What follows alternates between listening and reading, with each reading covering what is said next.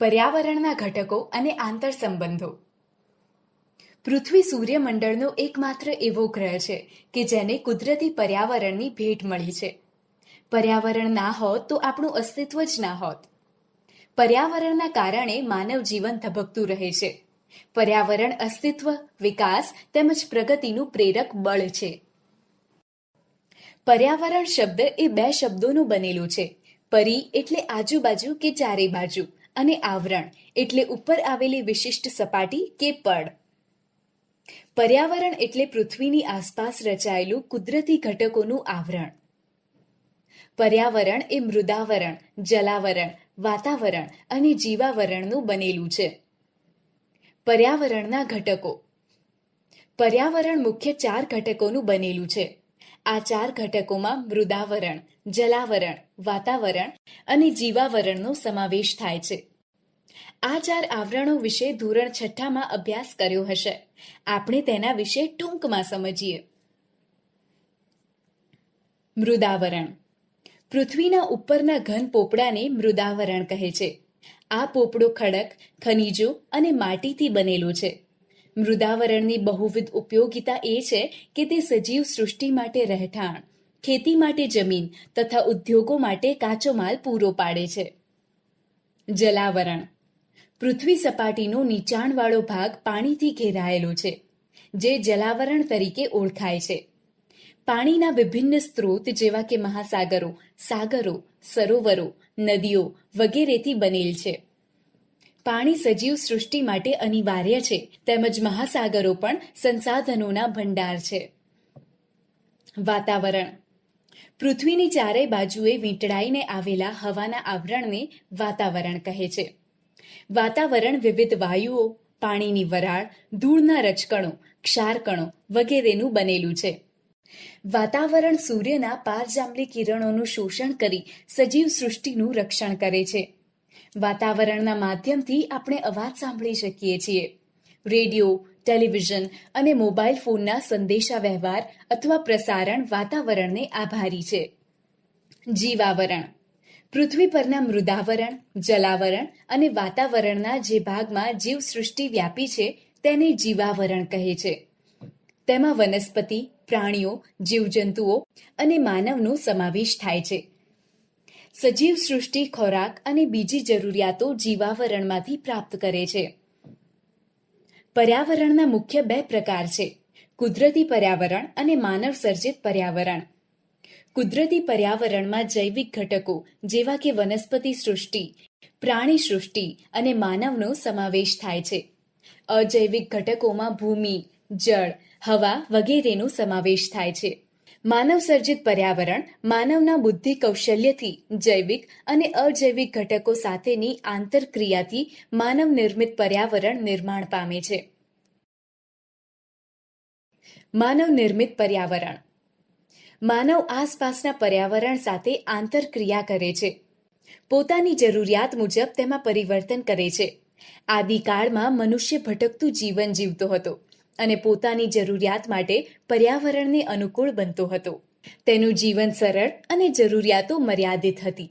તેથી આસપાસના પર્યાવરણમાંથી તમામ જરૂરિયાતો પૂરી થઈ જતી હતી. સમય સાથે પરિવર્તન થયું અને જરૂરિયાતોમાં પણ વધારો થયો. મનુષ્ય પર્યાવરણનો ઉપયોગ અને તેમાં પરિવર્તન કરવાની રીતો શીખી લીધી. પરિણામે ખેતી, પશુપાલન, ચક્રની શોધ, ઔદ્યોગિક ક્રાંતિના કારણે ઉત્પાદનમાં વધારો થયો. આ માનવ નિર્મિત પર્યાવરણને સાંસ્કૃતિક પર્યાવરણ તરીકે પણ ઓળખવામાં આવે છે. પાણીનું વિતરણ. પૃથ્વી સપાટી પર ભૂમિ વિસ્તાર કરતાં પાણીનો વિસ્તાર વધારે છે. તે પૃથ્વી સપાટીનો આશરે 71% વિસ્તાર રોકે છે. પાણીના વિશાળ જળભંડાર ધરાવતા ભાગોને મહાસાગર કહે છે. પૃથ્વી પર 4 મહાસાગરો આવેલા છે, જે આ પ્રમાણે છે: પહેલો પેસિફિક, બીજો એટલાન્ટિક, ત્રીજો હિન્દ, ચોથો આર્કટિક. આ બધા જ મહાસાગર એકબીજા સાથે જોડાયેલ છે. આ મહાસાગરો ખૂબ જ વિશાળ અને ઊંડા છે. પેસિફિક મહાસાગરમાં તો 10 થી 11 કિલોમીટર જેટલી ઊંડી ખીણ આવેલી છે. પૃથ્વી સપાટી પરનું મોટાભાગનું પાણી ખારું છે તે મુખ્યત્વે મહાસાગરો અને સમુદ્રમાં રહેલ છે. મીઠા પાણીનો મુખ્ય સ્ત્રોત હિમશિખરો, ભૂમિગત પાણી, મીઠા પાણીના સરોવર, નદીઓ વગેરે છે. સમુદ્રના મોજા. સમુદ્રના મોજા વિવિધ પ્રકારના બળોથી ઉદ્ભવે છે. સામાન્ય મોજા સમુદ્રની સપાટી પર વાતા પવનોથી સર્જાય છે. વંટોળ કે વાવાઝોડાથી ઊંચા મોજા ઉછળે છે. આ મોજા સમુદ્ર કિનારે પહોંચે છે ત્યારે ભારે નુકસાન કરે છે. ભરતી ઓટ. દિવસમાં 2 વાર સમુદ્રની સપાટી સમયાંતરે ઊંચી ચડે અને નીચે ઉતરે છે. સમુદ્રની આ ચડ ઉતરની ઘટનાને ભરતી ઓટ કહે છે. ભરતીના સમયે સમુદ્રનું પાણી મોજા રૂપે કિનારા તરફ ધસી આવે છે, જ્યારે ઓટના સમયે સમુદ્રનું પાણી કિનારાથી સમુદ્ર તરફ પાછું ફરે છે. 2 ભરતી કે ઓટ વચ્ચેનો સમયગાળો આશરે 12-25 કલાક જેટલો હોય છે. સૂર્ય અને ચંદ્રના ગુરુત્વાકર્ષણ બળના કારણે પૃથ્વી પર ભરતી ઓટ આવે છે. સૂર્ય ચંદ્ર કરતાં દ્રવ્યમાનમાં ઘણો મોટો છે, પરંતુ ચંદ્રની સરખામણીમાં પૃથ્વીથી દૂર આવેલ છે. તેથી પૃથ્વી પર ચંદ્રનું ગુરુત્વાકર્ષણ બળ વધુ છે. પૃથ્વીના જુદા જુદા ભાગ સૂર્ય અને ચંદ્રની સામે આવે છે, માટે અલગ અલગ સમયે ભરતી ઓટ આવે છે. અમાસ અને પૂનમના દિવસે સૂર્ય, પૃથ્વી અને ચંદ્ર લગભગ એક સીધી રેખામાં આવે છે. તે સ્થિતિના પ્રભાવથી મોટી ભરતી આવે છે, જ્યારે સુદ અને વદની મધ્યના દિવસોએ ગુરુત્વાકર્ષણ ઘટતા ભરતી નીચી આવે છે. મહાસાગરીય પ્રવાહો. ધરતી પરની નદીઓની જેમ મહાસાગરોમાં પણ વિશાળ પાણીનો જથ્થો હજારો વર્ષોથી નિશ્ચિત દિશામાં વહે છે. આ પ્રવાહોને મહાસાગરીય પ્રવાહ કહે છે. આ પ્રવાહો ગરમ અથવા ઠંડા હોય છે. પ્રવાહોના ઉદ્ભવના કારણો સૂર્યશક્તિ, પવનો, સમુદ્ર જળની ક્ષારતા અને પૃથ્વીનું પરિભ્રમણ મુખ્ય છે. મોટે ભાગે ગરમ પ્રવાહો વિષુવવૃત્તથી ધ્રુવો તરફ અને ઠંડા પ્રવાહો ધ્રુવોથી વિષુવવૃત્ત તરફ ગતિ કરતા હોય છે. પર્યાવરણના ઘટકો વચ્ચેના આંતરસંબંધો. પર્યાવરણના તમામ ઘટકોમાં માનવ કેન્દ્ર સ્થાને છે. પર્યાવરણના જુદા જુદા ઘટકો કેટલાક ભૌતિક ચક્રોથી એકબીજા સાથે જોડાયેલા છે. આ ભૌતિક ચક્રો માનવીય પ્રવૃત્તિઓથી પ્રભાવિત થાય છે.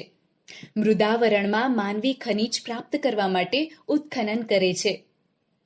તે ખાડાઓમાં પાણી ભરાતા તે જલાવરણનો ભાગ બને છે. વાતાવરણમાં તાપમાન વધતા જલાવરણમાં રહેલ પાણીનું બાષ્પીભવન થાય છે અને તે વાતાવરણમાં ભળે છે.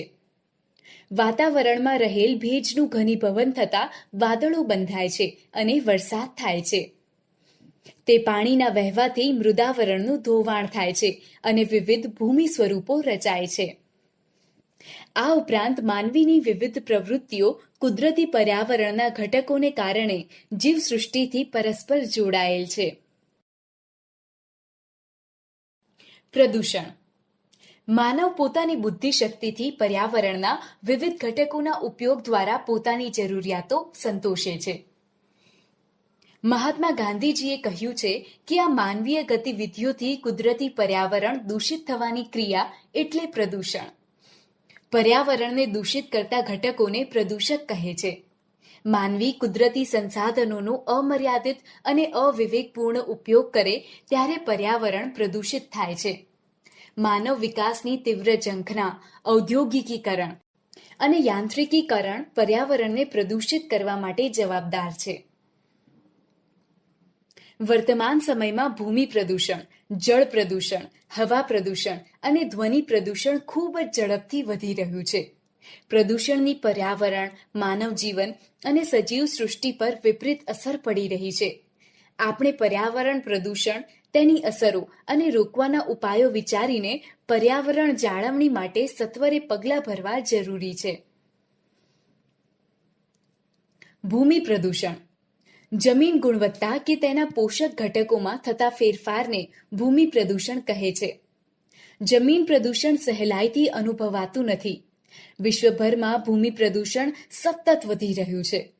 ઘર વપરાશનો ઘન કચરો કે પાણીનો નિકાલ, ફળદ્રુપ કે ખેતીલાયક જમીન પર ઉદ્યોગો સ્થાપવા, ઉદ્યોગોમાં વપરાયેલ દૂષિત પાણી ખુલ્લી જમીન પર છોડવું, ઉદ્યોગોનો ઘન કચરો જમીન પર ફેંકવો, ઉત્ખનનની પ્રવૃત્તિઓ, બાંધકામની પ્રવૃત્તિઓ, ખેતી માટે રાસાયણિક ખાતર, અતિ સિંચાઈ અને જંતુનાશક દવાઓનો વધારે પડતો ઉપયોગ તેમજ પ્લાસ્ટિકના ઉપયોગથી જમીન પ્રદૂષણ થાય છે.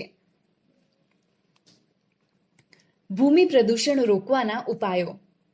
જંતુનાશક દવાઓ અને રાસાયણિક ખાતરના બદલે જૈવિક અને દેશી ખાતર, લીલો પડવાશનો ઉપયોગ કરવો જોઈએ. જંતુનાશક દવાઓનો મર્યાદિત ઉપયોગ કરવો જોઈએ.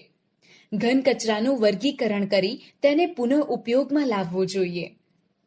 પ્લાસ્ટિક અથવા ઘન કચરાનું રિસાયકલિંગ કરીને પુનઃ ઉપયોગ કરવો જોઈએ.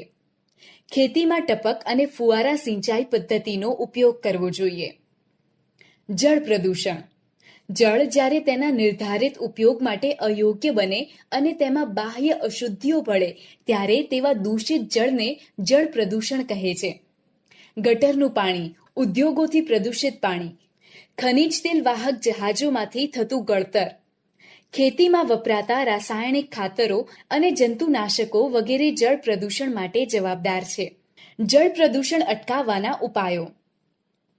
ઘર વપરાશ અને ઉદ્યોગોથી પ્રદૂષિત પાણીને શુદ્ધિકરણની પ્રક્રિયા કર્યા બાદ જ તેનો નિકાલ કરવો જોઈએ. શુદ્ધિકરણ પ્રક્રિયા કર્યા સિવાયના ગંદા પાણીના નિકાલ પર કડક નિયંત્રણો રાખવા જોઈએ. પાણીને પ્રદૂષિત કરતા પદાર્થોના વપરાશ પર અંકુશ રાખવો જોઈએ. હવા પ્રદૂષણ. ઉદ્યોગો, મિલો, કારખાના, તાપવિદ્યુત મથકો વગેરે દ્વારા છોડવામાં આવતા ગેસ કે ધુમાડો વાતાવરણમાં ભળે છે તેને હવાનું પ્રદૂષણ કહે છે. હવાના પ્રદૂષણ માટે હવામાં ઉડતા રજકણો જેવા કે બળતણ તરીકે વપરાતા કોલસાના રજકણો, કારખાનાના ધુમાડાથી કાર્બનયુક્ત રજકણો ભળે છે. આ ઉપરાંત પેટ્રોલ અને ડીઝલથી ચાલતા વાહનોના ધુમાડામાં રહેલ નાઇટ્રસ ઓક્સાઇડ, કાર્બન મોનોક્સાઇડ, બેન્ઝોપાયરીન અને કાર્બન ડાયોક્સાઇડ જેવા હવાના પ્રદૂષકો ભળે છે. ખનન અને બાંધકામની પ્રવૃત્તિથી પ્રદૂષકો હવામાં ઉમેરાય છે. ખેતીનો ઘન કચરો સળગાવવાથી પણ હવાનું પ્રદૂષણ વધે છે. હવા પ્રદૂષણ અટકાવવાના ઉપાયો. હવા પ્રદૂષણ રોકવા માટે સરકારે કાયદા બનાવી ચુસ્તપણે અમલ કરાવવો જોઈએ. ધુમાડો અને ઝેરી ગેસ ફિલ્ટર થાય તેવા સાધનો વિકસાવવા જોઈએ. કોલસા, પેટ્રોલ, ડીઝલ વગેરેનો જરૂર પૂરતો જ ઉપયોગ કરવો જોઈએ. પ્રદૂષણ મુક્ત એવા સીએનજી, પીએનજી, સૌર ઉર્જા વગેરેના ઉપયોગોને પ્રોત્સાહિત કરવા જોઈએ.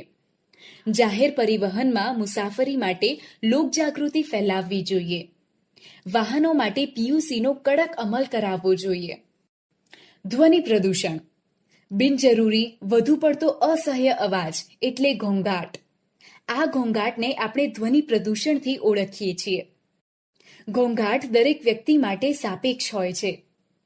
હળવું સંગીત સાંભળનાર વ્યક્તિ માટે રોક સંગીત ઘોંઘાટ લાગે, જ્યારે રોક સંગીતના ચાહકો માટે તે કર્ણપ્રિય હોય છે. કારખાનાઓમાં ચાલતા યંત્રો, વાહનોના કર્કશ અવાજ અને હોર્નનો અવાજ, સિનેમાઘર, ટીવીનો વધુ પડતો અવાજ ધ્વનિ પ્રદૂષણ વધારે છે. જેટ વિમાનો અને યુદ્ધ વિમાનોનો કર્કશ તથા તીણી ગર્જના, વિવિધ પ્રકારની સાયરનોનો અવાજ ધ્વનિ પ્રદૂષણમાં વધારો કરે છે. સામાજિક પ્રસંગે વપરાતા લાઉડસ્પીકરો, બેન્ડવાજા, ઢોલ નગારા, ડીજેનો અવાજ, ઉત્સવો અને ઉદ્ઘાટન પ્રસંગે કરવામાં આવતી આતશબાજી, જાહેર કાર્યક્રમો, ચૂંટણી રેલીઓ, જાહેરાતોનો અવાજ પણ ધ્વનિ પ્રદૂષણ કરે છે. ધ્વનિ પ્રદૂષણથી માણસમાં બહેરાશ આવવી, માનસિક સ્વાસ્થ્ય ઉપર વિપરીત અસર, સ્વભાવમાં ચીડિયાપણું અને કાર્ય કરવાની ક્ષમતામાં ઘટાડો થાય છે. વધારે પડતા ઘોંઘાટથી ઘણા કીટકો અને જીવાણુઓ નાશ પામે છે. ધ્વનિ પ્રદૂષણ અટકાવવાના ઉપાયો. સિનેમાઘર, જાહેર સભાગૃહોમાં ધ્વનિશોષક યંત્રો અને પડદા લાવવા જોઈએ. સામાજિક પ્રસંગ, ઉત્સવો, ઉદ્ઘાટન પ્રસંગો વગેરેમાં બિનજરૂરી ઘોંઘાટ ટાળવો જોઈએ. ઉદ્યોગો, વિમાન મથકોની આસપાસ વધારે વૃક્ષો ઉછેરવા જોઈએ. શાળા, હોસ્પિટલ જેવા સ્થળો પાસે નો હોર્ન સાયલેન્ટ ઝોનનો કડક અમલ કરાવવો જોઈએ.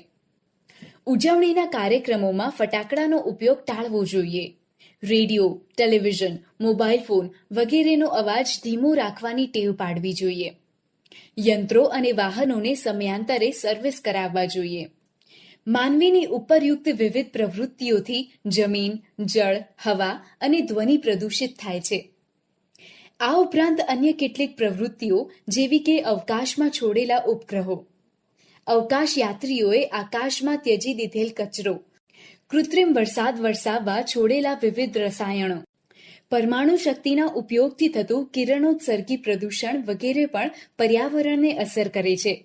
તેમજ કેટલીક કુદરતી ઘટનાઓ, આપત્તિઓ જેવી કે જ્વાળામુખી પ્રસ્ફોટન, ધરતીકંપ, પૂર પણ પર્યાવરણ પ્રદૂષણમાં વધારો કરે છે.